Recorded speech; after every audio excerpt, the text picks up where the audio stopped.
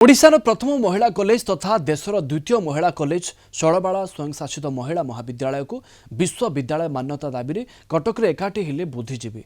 1913 मसीह स्थापित यह कॉलेज को तुरंत विश्वविद्यालय भाव में घोषणा करने को मुख्यमंत्री केंद्र शिक्षा मंत्री राज्य उच्च शिक्षा मंत्री दृष्टि आकर्षण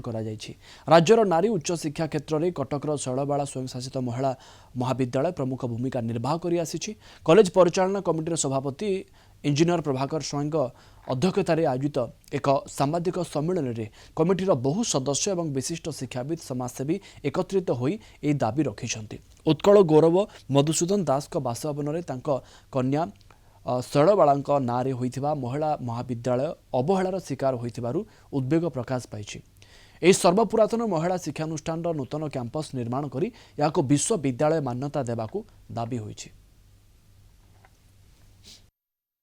जो कॉलेज 114 वर्ष complete Kalani 3500 students girl students पाठ पढ़ुचन सेठी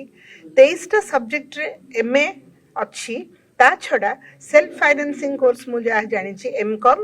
एमबीए एंड एमएसडब्ल्यू ए तीनटा को थाई करी सब प्रकार सुविधा वेरी वेल इक्विप्ड आपणकर लाइब्रेरी आपणकर laboratories in different subject science रो सब थाई कि मध्य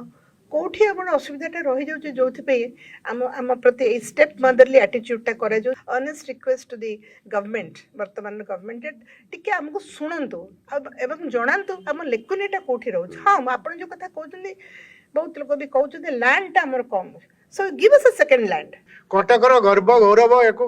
जन खेलुं ये सिल्वर सिटी गोटे पुराणा कॉलेज ओडिशार सर्वप्रथम वुमेन्स कॉलेज आपको किपरि भाव में करा माने यूनिवर्सिटी करा आज सरकार जी नारी मानक शिक्षा और स्वास्थ्य और उन्नतिकरण काम कर मोर अनुरोध सरकार ये दिगरे विहित पदक्षेप नियंतु। जे 1913 मसीहार कॉलेज 100 इयर एभव कॉलेज शैलबाला महाविद्यालय को महाविद्यालय केमती करा जाऊ विशेष भाव में आम बहुत बार चेष्टा करूँ और बहुत बार भुवनेश्वर जाइचु आम बहुत थर जाइचु आउ जीवनी आम भावुँ जन आंदोलन तैयारी करूँ अपेक्षा करूँ सरकार को जदि आपत्ति पदक्षेप न निया जाए कहीं आप सब जगह देखुं ओडिया अस्मिता यहाँ हूँ प्रथम शैलबाला महाविद्यालय करवा दरकार ओडिया अस्मितार परिचय तेना मोर अनुरोध सरकार को यहाँ करा जाऊ।